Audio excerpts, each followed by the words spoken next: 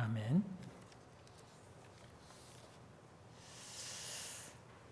지난주에 바울은 자신이 삶과 죽음 사이에 끼어 있다고 하였습니다. 그러나 자신은 자유의 몸으로 풀려나든 혹은 사형을 당하여 죽음을 당하든 상관이 없다고 하지요. 혹 살아남는다면 빌립보 교인들에게 도움이 되고자 할 뿐 자기 자신만 생각하면 이 세상을 떠나 그리스도와 함께 거하는 것이 더욱 좋다고 말을 하였습니다. 사람은 누구나 조금이라도 더 살기를 바라는데 바울이 이처럼 이 세상을 떠나기를 바라는 이유는 삶이 너무 고달프기 때문도 아니고요. 그래서 이 삶으로부터, 고단한 삶으로부터 회피하려고 하는 이유도 아닙니다. 혹은 이슬람 교도들처럼 조잡한 천국에 대한 영화를 꿈꾸고 있기 때문도 아닙니다. 바울이 이처럼 자기 개인으로는 이 세상을 떠나는 것이 좋다라고 생각을 한 것은 무엇보다도 그리스도와 함께 있는 것이 좋기 때문입니다. 왜냐하면 바울은 그리스도를 진심으로 사랑하였습니다.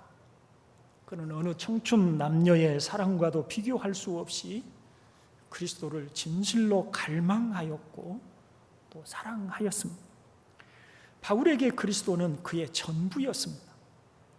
그는 그리스도께서 어떻게 우리를 위하여 이 땅에 오셨고 또 우리 죄를 대속하시기 위해서 죽으셨는지를 충분히 알았습니다. 그는 그리스도 안에서 우리가 하나님의 자녀가 된 것과 그리스도 안에 영생이 있음을 알았습니다.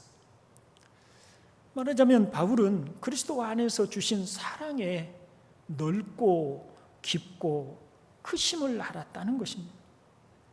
누군가로부터 진심 어린 사랑을 받으면 그의 감사하는 마음이 있게 마련 아니겠습니까?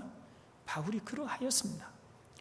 더구나 그는 그리스도의 영광을 보았기 때문에 사랑뿐만 아니라 영광도 바라보았습니다.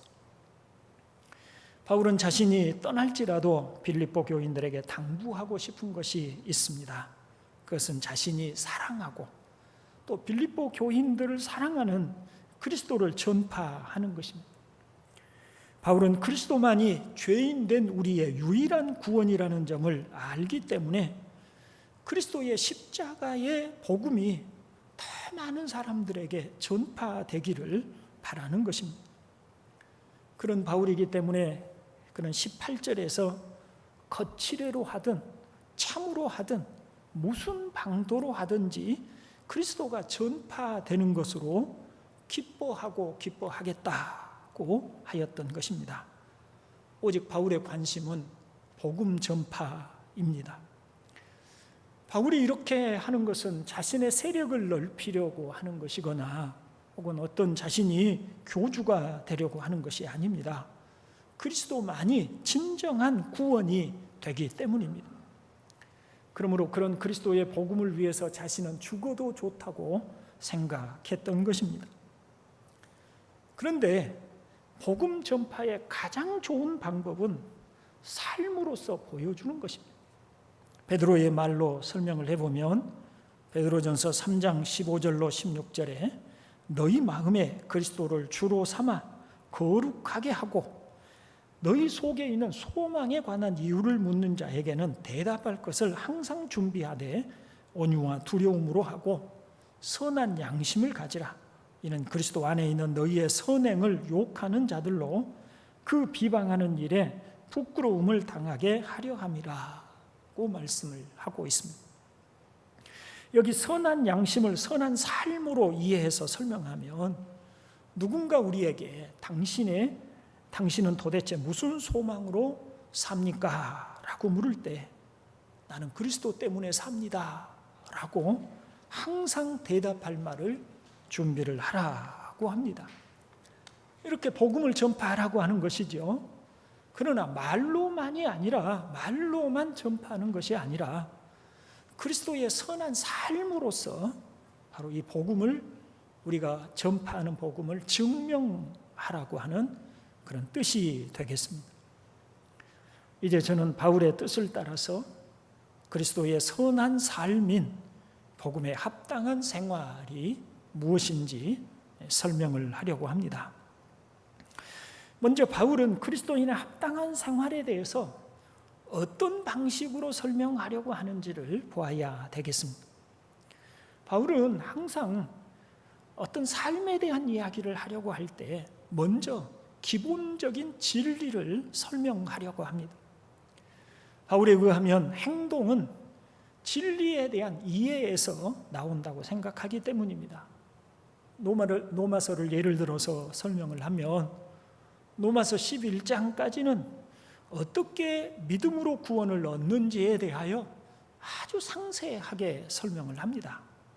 그리고 12장에서 그러므로 형제들아, 이렇게 오직 은혜로 믿음으로 구원을 받은 형제들아, 내가 하나님의 모든 자비하심으로 너희를 구원한다 라고 하면서 비로소 이제 이런 구원의 은혜를 받은 자로서 어떤 삶을 살아야 하는가를 설명을 합니다. 바울의 대다수의 서신서들은 바로 이런 구조를 따라서 이루어진 것을 볼 수가 있습니다. 바울은 불신자들에게는 어떤 선한 행동도 하라고 요구하지 않습니다.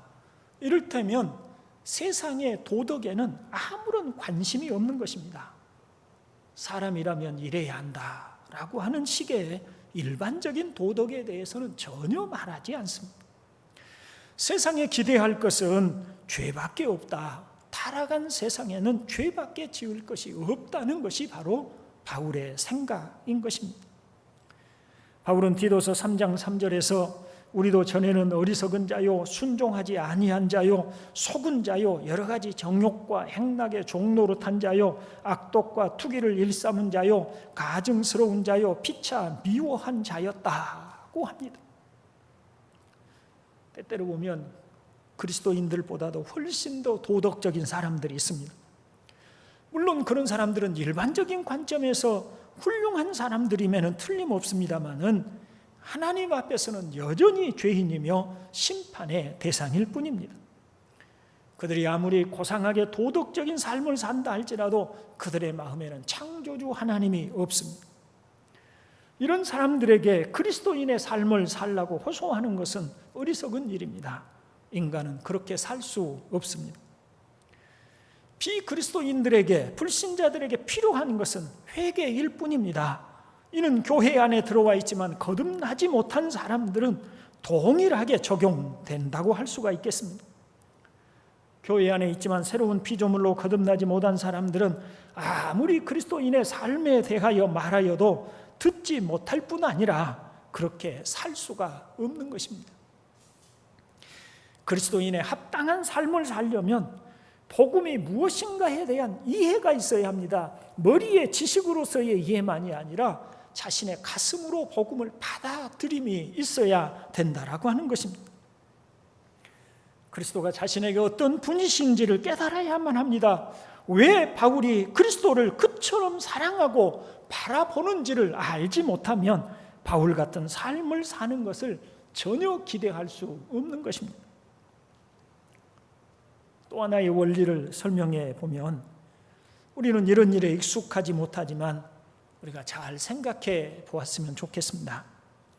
신약 성경은 신자들에게 세세한 규칙과 규범의 목록을 주지 않습니다. 오히려 큰 틀에서 원리를 제시하지요. 이 원리를 스스로 우리가 적용하며 살도록 합니다. 어떻게 보면 이것이 구약 성경과 신약 성경의 차이이기도 합니다. 구약은 율법을 통해서 구체적인 목록을 제시합니다. 살인하지 말라, 간음하지 말라라고 하는 식입니다. 그것은 반드시 지켜야만 하나님의 백성으로 합당하다고 합니다. 그러나 신약 성경은 다릅니다. 물론 신약에도 남의 것을 훔치거나 도둑질하지 말라거나 시기와 질투를 하지 말라는 식의 말씀이 나옵니다. 그러나 이런 말씀들은 구약처럼 목록으로 제시된 것이 아니라 하나의 원칙을 제시하고 그런 원칙을 따라 볼 때 거짓말하거나 남의 것을 훔치는 것을 용납할 수 있겠는가라고 하는 방식으로 설명을 합니다. 신약 성경은 법으로 통제하거나 명령하는 대신에 호소합니다. 설명하고 호소하고, 그리고 스스로 깨우치고 스스로 알기를 원합니다. 그래서 그 어떤 행동을 요구할 때 보면 이에 비추어 볼 때 어떻게 살아야 하겠는가, 또는 이렇게 살아서 되겠는가 라고 한다거나, 또는 그러므로 라고 하는 말을 써서 그러므로 우리가 이렇게 사는 것이 마땅하지 않겠는가 라고 한다거나, 또는 오직이라고 하는 말을 써서 그러므로 우리가 오직 이렇게 사는 것이 그리스도인의 합당한 삶이 아니겠는가 라고 말을 하는 것입니다. 신약 성경은 우리의 행동을 강조하는 대신에 왜 그렇게 행동해야 하는지를 설명하려고 합니다. 말하자면 성경은 우리의 행동이란 우리가 이해하는 삶의 태도에서 나온다라고 하는 것을 전제하는 것입니다. 포도나무에서 포도 열매가 맺히고 무화과 나무에서 무화과 열매가 맺힌다는 원리를 가지고 있는 것입니다. 우리가 진정으로 거듭나고 참된 그리스도인이 되고 새로운 피조물이 되어야만 비로소 우리 안에서 그리스도인의 삶이 나온다는 것이죠. 그것을 우리가 이해하고, 그것을 우리가 온 마음으로 받아들이고, 그것을 우리가 전심으로 바라볼 때 그의 합당한 삶이 나오는 것이지, 외적으로 목록을 주고 이렇게 해서는 된다 안 된다라고 하는 그런 목록을 주었기 때문에 우리가 그걸 보고 이렇게 해서는 안 되구나, 이렇게 해야 되겠구나 라고 하는 것이 아니라는 그런 말을 하고 있습니다. 사랑하는 형제 여러분, 많은 그리스도인들이 복음 진리의 원리를 이해하려는 일은 복잡하고 힘들다고 생각하고 회피합니다. 대신에 목회자나 누군가가 간단 명료하게 이렇게 하십시오라고 하는 식으로 강조하는 것을 좋아합니다. 마치 율법의 목록처럼 여러분은 이렇게 살아야 합니다, 이렇게 살아야 복을 받습니다 라는 식의 설교를 좋아합니다. 카리스마가 강한 목회자가 강한 리더십으로 다른 생각을 할 수 없도록 이끌고 가면 거기에서 안정감을 찾고 시키는 대로만 하는 것을 신앙심이 좋은 것처럼 생각합니다. 그런 목회자를 좋아합니다. 그러나 바울은 그러지 않았습니다. 그는 진리를 묵묵히 설명합니다. 우리가 어떻게 은혜를 입었는지를 설명합니다. 그러므로 너희는 이렇게 생활하라, 이에 합당하게 생활하라 라고 하는 방식으로 말을 합니다. 바울은 우리에게 설득하는 방식으로 그리스도인의 합당한 삶을 살라고 하는 것이지, 구약처럼 규범과 명령을 주어서 그를 따라서 살라고 하지 않습니다. 복잡한 것처럼 보이지만 그것이 성경의 방식입니다. 순서는 네가 누구인지, 왜 그렇게 살아야 하는지 그 이유를 먼저 알라는 것이고, 다음으로 네가 그런 사람이라면 이제 어떻게 살아야 하는지를 생각해 보라는 방식입니다. 이런 방식은 마음의 변화, 복음의 은혜를 알지 못하고서는 절대로 할 수 없는 것입니다. 그렇다면 바울은 우리 그리스도인들이 어떻게 살라고 하고 있는 것일까요? 그 대답의 첫 번째는 너희는 천국의 시민으로 행동하라는 것입니다. 오늘 본문을 보면 너희는 너희의 모든 삶과 행실은 예수 그리스도의 복음에 합당한 것이 되어야 한다고 말씀하고 있죠. 이것을 좀 더 확대해 보면 너희는 예수 그리스도의 복음에 속한 천국 시민으로서 손색이 없이 생활하라 인 것입니다. 당시에 빌립보는 로마의 식민지였습니다. 그러므로 빌립보에도 로마의 시민들이 살고 있었습니다. 그런데 로마 시민은 빌립보에 살고 있지만 빌립보의 법의 지배를 받는 것이 아니고 로마 법을 따라서 살게 돼 있어요. 바울이 빌립보 감옥에 갇혔습니다. 빌립보의 행정관들은 바울에 대한 신문도 하지 않고 무조건 책찍으로 때리고 착고에 채워서 감옥에 가두었습니다. 다음 날 그들은 가만히 바울을 감옥에서 내보내려고 했습니다. 바울은 자신이 로마 시민권을 가졌다는 것을 밝히면서 로마 시민인 자신을 조사도 하지 않고 일방적으로 책직으로 때리고 이제 와서 가만히 석방을 하려고 하는 것은 잘못된 일이라고 말을 했습니다. 그러자 빌립보 행정관들이 놀라서 바울에게 달려와서 자신들이 잘못했다고 빌고 그리고 바울을 이제 석방을 해 주었던 것이죠. 그처럼 당시의 로마 시민은 로마법의 적용을 받았습니다. 이렇게 그리스도인들은 이 세상이라는 곳에 살고 있지만 실제로는 천국의 시민이라고 하는 것이고, 그러므로 천국의 시민으로서 합당하게 살아야 한다는 것을 말하고자 하는 것입니다. 바울은 디도에게 보낸 편지에서 주님이 우리를 깨끗하게 하사 선한 일을 열심히 하는 자기 백성이 되게 하려고 죽으셨다고 말을 하였습니다. 우리는 이와 같은 의도를 가지신 주님께서 구원한 사람들이라고 하는 것입니다. 그것을 우리가 깨닫고 나는 선한 일로 하나님께 합당한 사람이 되어야 되겠구나, 그렇게 살도록 부름을 받은 사람이니까 나는 선한 일로 하나님께 합당한 사람이 되어야 되겠구나 라고 스스로 그렇게 자기 자신에 대한 인식을 하고 그렇게 살고자 해야 한다는 것이죠. 다시 말씀드리면 그리스도인이 된다는 것은 이 악한 세대에서 건지셔서 이 세대, 이 세상의 풍속과 이 세대라고 하는 곳에서 건지셔서 천국의 시민으로 살아가도록 부름을 받은 것입니다. 그러므로 이제 우리 어깨에는 천국의 시민으로서의 의무가 지워져 있습니다. 만일 우리가 이 의무를 지지 않겠다고 한다면 그리스도인이 되기를 거부하는 것과 같은 것입니다. 다음으로 복음에 합당한 생활이 무엇을 말하는지 조금 더 구체적으로 살펴보겠습니다. 우선 그것은 복음적인 이해를 바탕으로 살아야 한다는 말입니다. 복음적인 이해를 바탕으로 살아야 된다. 아까 제가 앞에서 우리 그리스도인의 삶이란 내가 도대체 어떤 사람인가, 내가 도대체 어떤 은혜를 받은 사람들인가, 그리고 나는 왜 구원을 받았는가라고 하는 것을 이해하고 깨달은 그 전제 위에서 그리스도인의 삶을 사는 것이라는 말씀을 드렸습니다. 바로 그 얘기를 하고 있는 것입니다. 그렇다면 복음적인 이해가 무엇일까요? 복음은 먼저 이 세상이 하나님을 상실하고 그러므로 모든 악과 죄로 가득한 세상이라는 것을 가르쳐 줍니다. 사람들이 강간을 하고 살인을 하며 전쟁을 일으켜 많은 사람들을 참혹하게 죽도록 하는 정말 이와 같이 기가 막힌 일들이 왜 일어납니까? 죄인들의 세상이기 때문입니다. 죄인들은 오직 자기 자신을 위해서 삽니다. 욕망을 꿈으로 포장하고 자신들의 감정이 만족스러운 것을 행복이라고 이름을 붙입니다. 세상이 망가지든 말든 지금 누리는 문명의 이기들을 포기할 생각이 없습니다.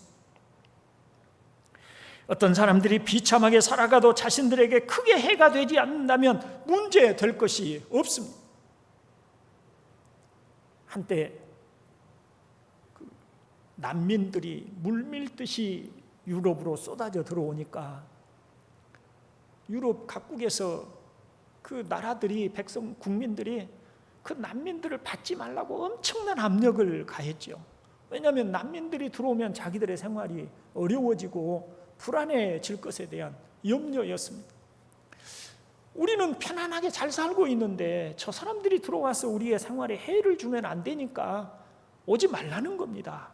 그들이 죽든지 말든지 바다에 빠져 죽든지 굶어 죽든지 그들의 상관할 바가 없다. 그냥 우리 편안한 이 생활은 결코 포기할 수 없다는 것입니다. 그런 이기심은 오늘 우리 대한민국에도 분명히 많이 있지 않습니까?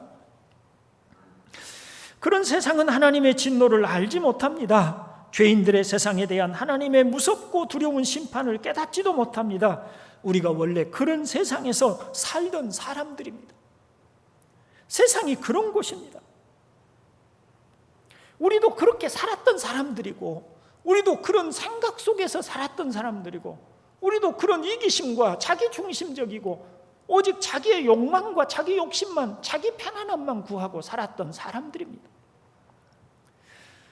그런데 그리스도인이 세상을 이처럼 인식한다는 것은 무슨 의미일까요?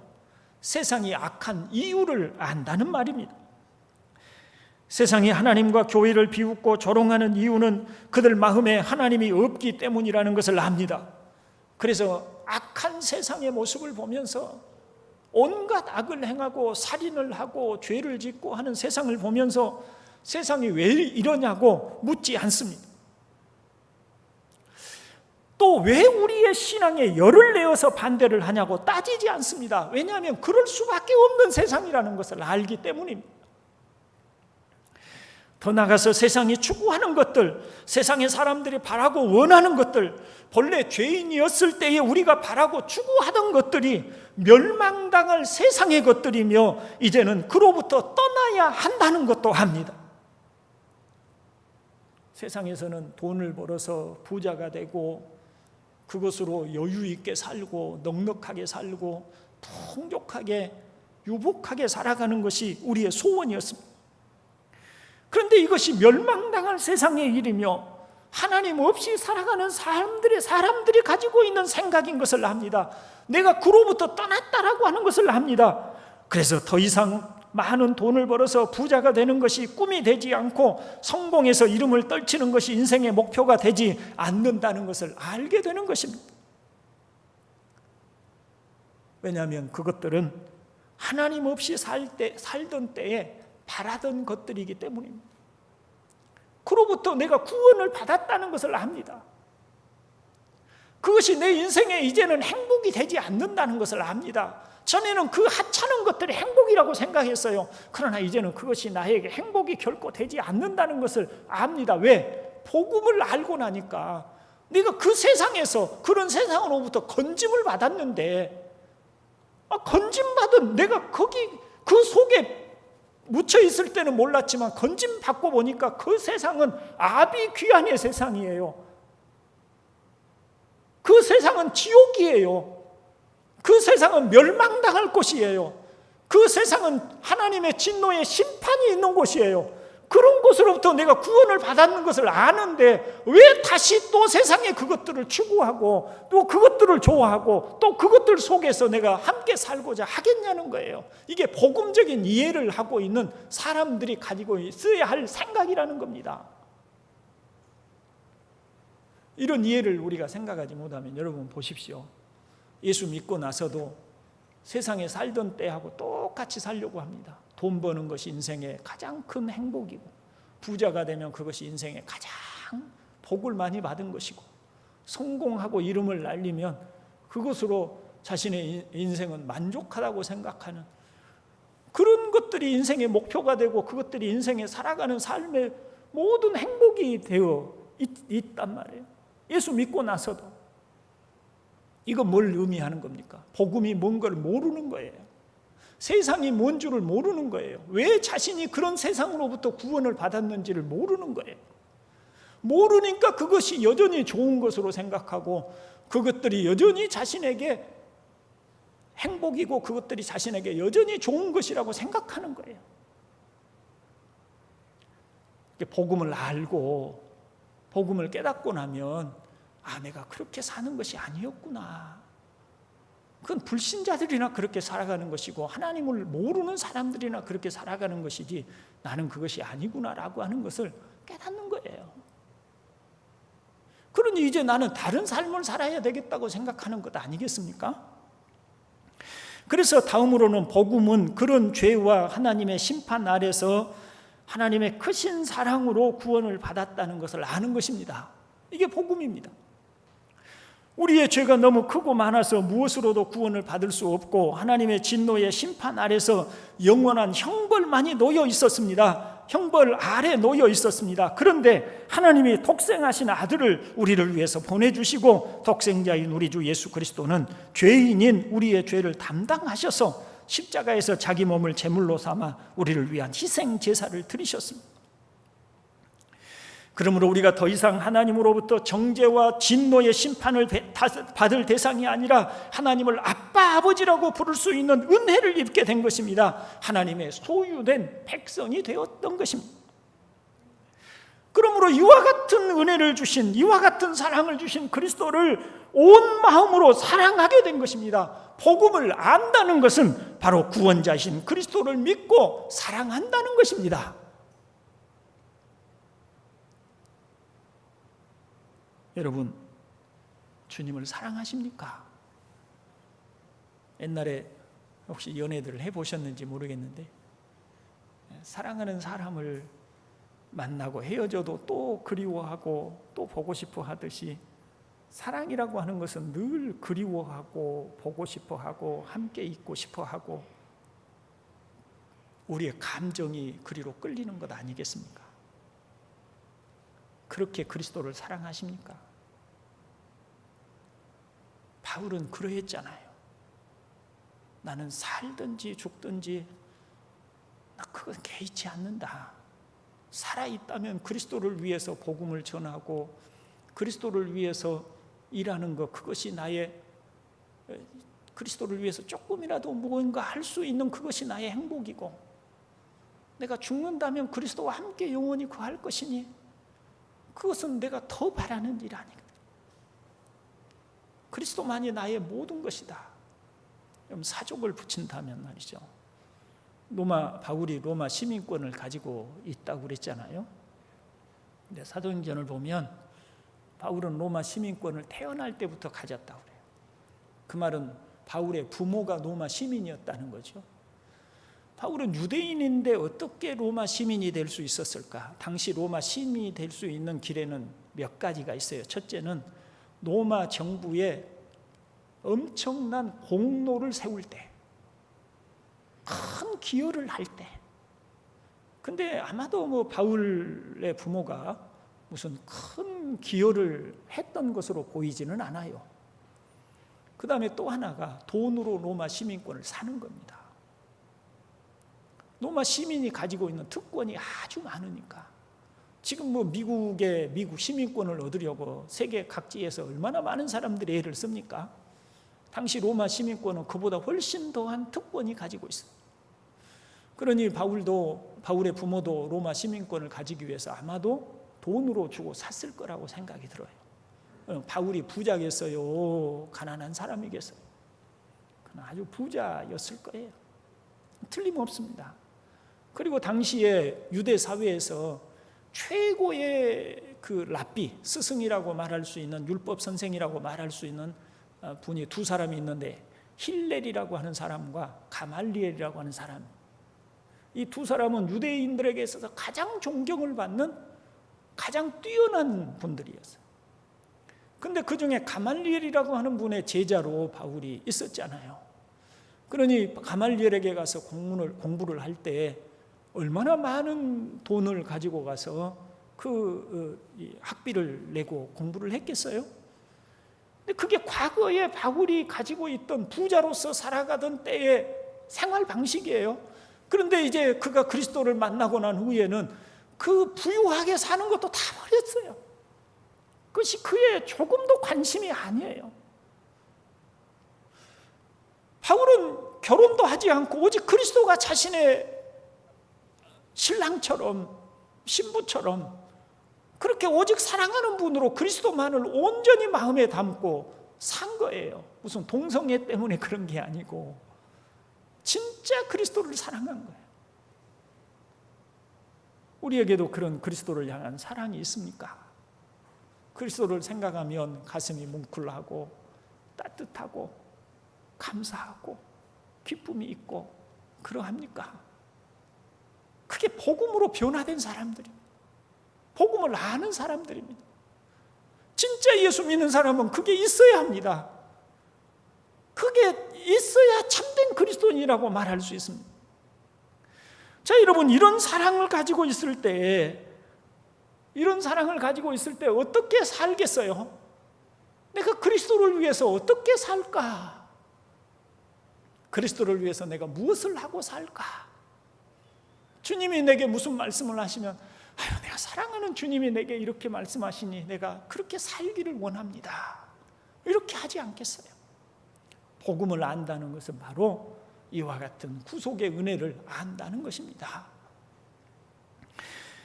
또 복음을 안다는 것은 성령의 역사로 자신이 새로운 피조물로 새롭게 되었다는 것을 안다는 의미입니다. 이전 것은 지나갔으니 보라 새 것이 되었도다 라고 하는 사실을 알고 받아들입니다. 더 이상 죄에 끌려 살지 않고 죄를 이기지 못하겠다고 포기하지 않고 하나님의 은혜와 성령의 역사로 새롭게 되었고 새롭게 살도록 새 사람이 되었다는 것을 믿습니다. 베드로는 생명과 경건에 속한 모든 것을 우리에게 주셨다고 하지요. 그러기에 죄를 대적하고 살려고자 합니다. 포기하지도 죄와 적당하게 타협하고 살려고도 하지 않습니다. 복음을 믿음은 우리가 진동하지 않는 나라를 상속받았음을 알고 믿는 것입니다. 다시는 슬픔과 눈물과 고통이 없는 영원한 생명과 하나님의 빛이 가득한 가운데 살아가게 될 날을 기다립니다. 그러므로 세상에서 억울한 일을 당해도 낙심하지 않고 남보다 가난하게 살아도 기가 죽지 않으며 곧 주어질 그 나라에 대한 소망 때문에 삶에 지치지 않고 살아가는 줄로 믿습니다. 사랑하는 형제 여러분, 복음에 합당하게 생활하는 것은 구체적으로 어떻게 사는 것일까요? 나를 죄로부터 그 추하고 타락한 이 세상, 이 더러운 악과 죄로 가득한 세상으로부터 건져 그 무한하신 사랑으로 구원해 주신 그 주님께서 돈을 사랑함이 일만하게 뿌리가 되나니 이것을 탐내는 자들은 미혹을 받아 믿음에서 떠나 많은 근심으로써 자기를 찔렀도다 라고 하시는 말씀을 하실 때 그 말씀을 듣고 돈을 사랑하고 돈에 얽매이는 세상에서 구원을 받았으니 더 이상 돈을 사랑하지 말라는 말씀을 순종하여 살고자 하는 것입니다. 주님도 재물과 하나님을 겸하여 섬기지 말라고 하셨고 부자가 하나님 나라에 들어가지 못한다는 말씀을 하셨으니 그 뜻을 이해하여 돈을 사랑하는 세상에서 돈에 매이지 않는 삶을 살고자 하는 것입니다. 바울이 그러했지 않습니까? 그 빌립보서 4장 11절로 12절을 같이 한번 읽어봅니다. 내가 궁핍함으로 말하는 것이 아니니라. 어떠한 형편에든지 나는 자족하기를 배웠노니 나는 비천에 처할 줄도 알고 풍부에 처할 줄도 알아. 모든 일 곧 배부름과 배고픔과 풍부와 궁핍에도 처할 줄 아는 일체의 비결을 배웠노라. 아멘. 그 배가 부르던 고프던 그거 연연해하지 않고 사는 거죠. 원래 부자 아니었습니까? 아주 얼마나 돈이 많았으면, 자기 아버지가 얼마나 돈이 많았으면 그 많은 돈을 들여서 로마 시민권을 샀겠어요?